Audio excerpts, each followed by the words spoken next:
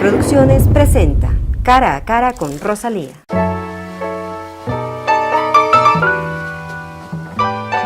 Buenos días, queridos amigos televidentes, bienvenidos a este programa.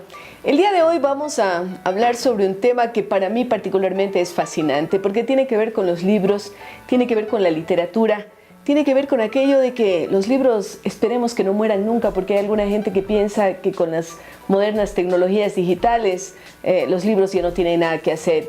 Y prueba de ello es que dos jóvenes ecuatorianos de Quito, están al frente de editoriales nuevas que han surgido en estos últimos días. Por eso queremos darle una más cordial bienvenida a Sandra Araya, que es de la editorial Doble Rostro, y a Santiago Peña de Cactus Pink. Bienvenidos los dos a este programa. Me gustaría empezar con Sandra para que nos cuente cómo es que ella toma la decisión de crear una editorial en esta época en que dice que los libros se mueren. Bueno, primero, muchas gracias por la invitación, Rosalía. En segundo lugar, surge la inquietud de ver nuevas voces publicadas. Cuando salí de la universidad, a mí me ofrecieron revitalizar un fondo editorial que estaba casi extinto. Medio moribundo. Medio moribundo. Tú estudiaste comunicación y literatura, en las la dos Católica. cosas, ¿ya? Ajá. Sí. Entonces, me apasionó el proyecto. Pero durante este desarrollo me di cuenta de que no tenía mucha injerencia de decisión, no podía decidir mucho sobre los contenidos. ¿A quiénes ibas a dar la oportunidad? Sí. Y aparte estaban siempre las decisiones basadas en la cuestión gerencial. ¿Se vende, no se vende? ¿Es un autor conocido, no es un autor conocido? Y eso me empezó a molestar a largo plazo. Entonces, cuando yo dejé este trabajo, un día con un compañero de la universidad dijimos, hagamos la quijotada de abrir una editorial, pero ¿cómo será esto? Yo ya tenía en mente ya tenías los procesos. Una experiencia, tenía la de haber experiencia estado en un proceso. De los procesos. Para sí. mi buena suerte, al mes que empecé en este proyecto anterior, mi asistente renunció. Entonces me tocó a mí hacer de todo. Desde sacar el ICBN, los derechos de autor, diagramar, levantar el texto, hacer millones de cosas. Y siempre fui correctora. Entonces, bueno, dije, tengo la experiencia, podemos buscar nuevas voces, y escogimos dos autores. Uno es Fernando Escobar Páez, que en ese momento había publicado solamente un poemario, y a Ernesto Carrión, que ya era en esa época un poeta mucho más conocido en el Ecuador. Empezamos con esos dos libros. Nos ha ido medianamente bien. Ya vamos a hablar de eso. Primero vamos a preguntarle a Santiago también por su decisión y cómo tú eres escritor también, ¿no? Sí. Entonces, ¿cómo empieza a vincularse y a pensar en crear una editorial? Que es una empresa siempre arriesgada, siempre lo ha sido, no solamente ahora, ¿no? Uno no sabe cómo va a resultar. Cuando pensamos en una editorial no estamos hablando tanto de réditos económicos. Cuéntanos tu experiencia. Sí, bueno, igual, primero muchas gracias por la invitación y por el espacio. La verdad, la decisión un poco parte quizás desde igual mis años de universitarios, en donde yo, digamos de alguna manera como escritor, quería sentir que un texto mío estuviera ya palpable, y me uní con la librería Tecnilibro en una editorial en ese entonces que se llamaba Alejandría Editorial.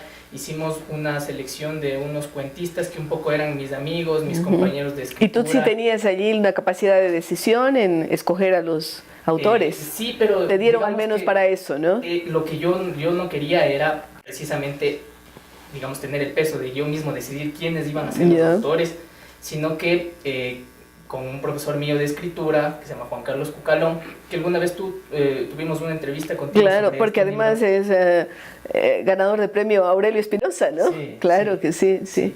Entonces Juan Carlos es quien hizo un poco la selección entre los que estaban un par de textos míos, y yo me sentí muy halagado, porque estaba obligado a ponerme, pero... Ya, pero bueno, de allí a pasar a tener una editorial propia. Sí, de ahí yo estuve estudiando una maestría en Madrid, en la Complutense, y tomé una materia optativa de edición. Entonces un poco fui viendo cómo funcionaban las cosas en España, contrastando con lo poco que yo conocía. Realmente ahora recién empiezo a darme cuenta cómo funciona. Es este mundo editorial. Sí, aquí en nuestro país, en Ecuador, que es... digamos que es arduo, es duro el trabajo que a uno le toca emprender, pero es muy gratificante también en muchos puntos. Y entonces así nace Cactus Pink. Sí, ¿Cuándo? Cactus Pink en junio, con un libro que es una reedición de Santiago Páez. Porque digamos que la editorial está ligada a Kafka Escuela de Escritores, en donde yo doy talleres de escritura, coordino unos talleres de escritura. Y, de alguna forma van a reflejarse lo que ustedes están haciendo en el taller, en los libros, sí. ¿no? Entonces solemos tener un invitado cada cierto tiempo, digamos 3 meses, no sé. Entonces en ese entonces queríamos invitarle a Santiago Páez.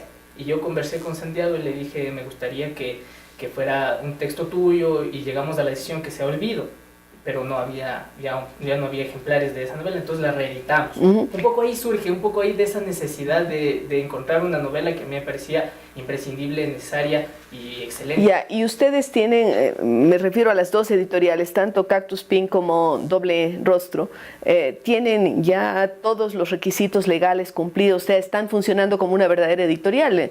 Tal vez empezamos con Sandra. Bueno, para funcionar como una editorial en realidad no se necesita mucho. Puedes sencillamente, si son 1 o 2 personas, puedes funcionar como una persona natural, digamos, legalmente. Se factura todo como persona natural, no todavía como editorial. No. Porque para ello necesitan formar una empresa, ¿no es cierto? Exactamente, y eso es un poquito más complicado. Y eso no lo han hecho todavía, o ustedes sí. Digamos que nosotros sí, por lo que te digo, porque están, claro, de escritura. Ya. Ahora, al margen de toda esa parte legal y que es engorrosa, Sandra y Santiago, ¿cómo les va? ¿La gente compra y lo más importante, lee? Sandra.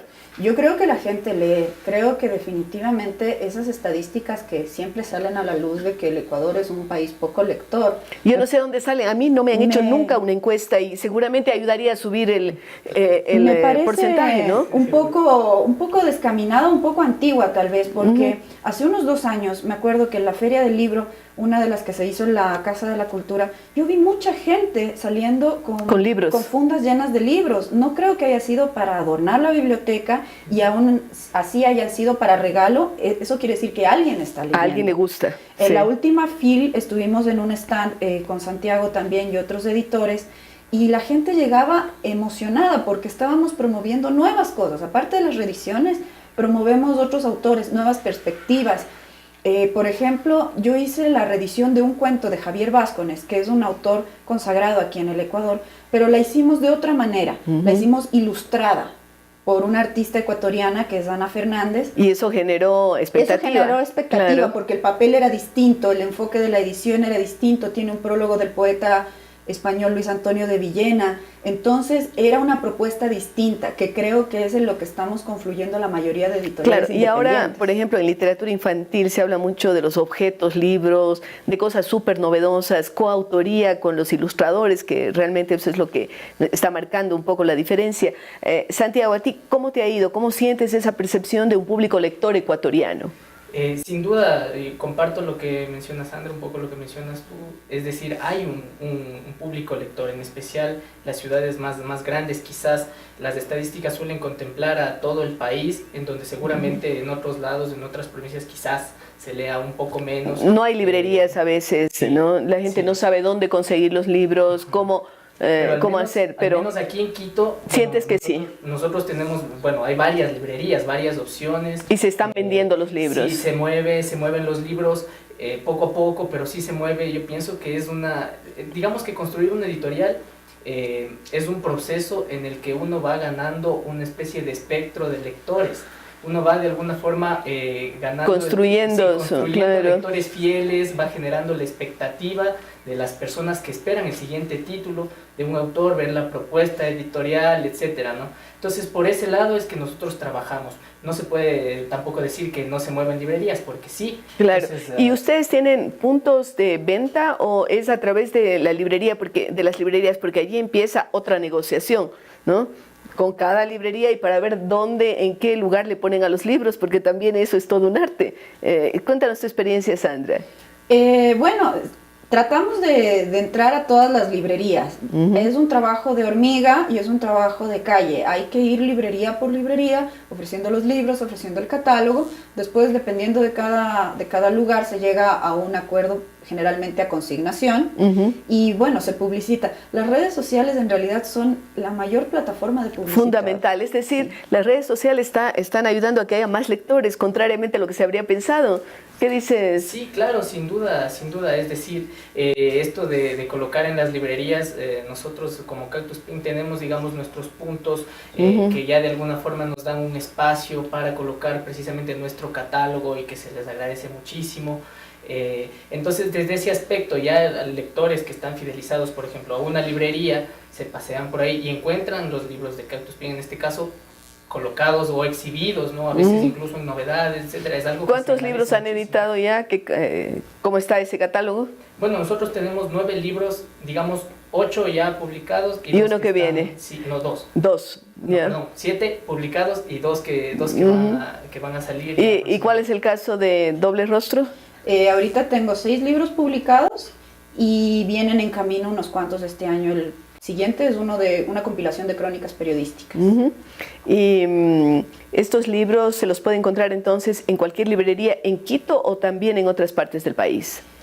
Bueno, movilizarse ya a otros lados es un poco complicado. No, es que digo porque hay algunas librerías que son cadena, ¿no es cierto? Si uno habla de eso, pues de pronto va a tener Librimundi de Quito, Librimundi de Guayaquil, no sé cómo eso se está manejando. Bueno, las librerías grandes supongo que sí dejan sus libros en otros lados. Hay librerías pequeñas en otras ciudades, como el ejemplo de Corredor Sur en Cuenca, que recibe los libros directamente de ustedes. Bien, ¿cuál es el futuro del libro, Santiago? Porque hay mucho que se escribe en relación a que, bueno, ahora vamos a leerlo aquí nada más. Ustedes están interactuando, tienen libros digitalizados, se los puede conseguir en Amazon, se los puede leer en la digamos que a través de una plataforma virtual nosotros estamos intentando ya colocar la idea del libro digital, del ebook. Todavía no está finalizado esto, pero la idea es llegar a ello, ¿no? Eso está dentro de los planes cercanos y captar a ese público que ya no le gusta leer el libro, exacto, ¿no? Y de alguna manera, no precisamente libros completos, ¿no? Sino, por ejemplo, si es que es un libro de cuentos, hacer una selección de cuentos de varios autores y conformar tu libro. Sandra, descríbenos tu relación con los libros. ¿Qué sientes cuando te llega uno nuevo? Cuéntanos. Yo con los libros tengo una relación muy emotiva. Soy lectora voraz desde que soy muy pequeña y soy consumidora de libros, por eso también me gusta hacerlos. ¿Te gusta el olor de los libros? Me gusta el olor de los libros. La textura. Me gusta la textura. Mi biblioteca ha aumentado en estos años considerablemente. Creo que es la única herencia que le voy a poder dejar a mi hijo que valga la pena. ¿Y qué nos dice Santiago? ¿Dónde le cogiste gusto a la lectura? ¿Fue en el colegio o tenías papás lectores? Porque a veces nuestros televidentes les interesa saber, tienen hijos pequeños, ¿cómo debería proceder? ¿Cuál es tu caso? Cuéntanos tu experiencia y luego Sandra para terminar. Sí, de alguna forma fue un poco en el colegio con lecturas muy acertadas. No tanto en la casa, fue en el colegio que te enamoré. En la casa también, o sea, podría mencionar que es algo muy personal. Mi madre me leía cuando yo me estaba duchando, cuando me bañaba me leía Julio Verne. Entonces eso es algo que quizás marcó para siempre, ¿no? Mi acercamiento y mi cariño para Verne, para la literatura fantástica, etcétera, ¿no? Y luego a través de... Verne en la ducha se te podría titular aquí. ¿Y a Sandra? Mi mamá me leía cuando yo era pequeña. Ella porque normalmente la gente te lee, las mamás leen cuando los niños están en la cama. Esto de la ducha me parece súper innovador. ¿Qué nos dice Sandra? Mi mamá no es una persona lectora. Sí. Tiene problemas de oído, entonces marea cuando lee. Pero le gustaba mucho leerme, pero sobre todo le gustaba leerme historias de terror. ¿Así? Le gustaba asustarme. Y te contaba María Angula. Cosas por el estilo, y también me dejaba ver películas de terror. Le gustaba asustarme, le gustaba mi reacción. Es un poco extraño, pero no carente de amor. Sí. Y aparte yo era una niña muy solitaria. Entonces, ¿Hija única? Hija única. ¿Y tienes ahora hijo único? Hijo único. Hay que remediar eso, Sandra. Entonces te contaba historias de terror y allí nació tu afición por la lectura. Era una niña muy solitaria, muy tímida, de hecho sigo siendo muy tímida. Entonces me refugiaba leyendo, leía desde muy pequeña. ¿Y escribiendo también? Sí, profesionalmente desde hace pocos años. Desde pequeña sí, unos poemas a la adolescencia que son obviamente horrorosos. Impublicados. Bueno, vean ustedes, queridos amigos, cómo hay formas de introducir a los niños a la lectura. A alguien le leen mientras se ducha, a otro la mamá le cuenta cuentos cuando está en la cama y hasta le incita a ver películas de terror. Queremos agradecerles a Sandra y a Santiago que nos han hablado sobre sus aventuras editoriales y vamos a continuar hablando sobre estos mismos temas.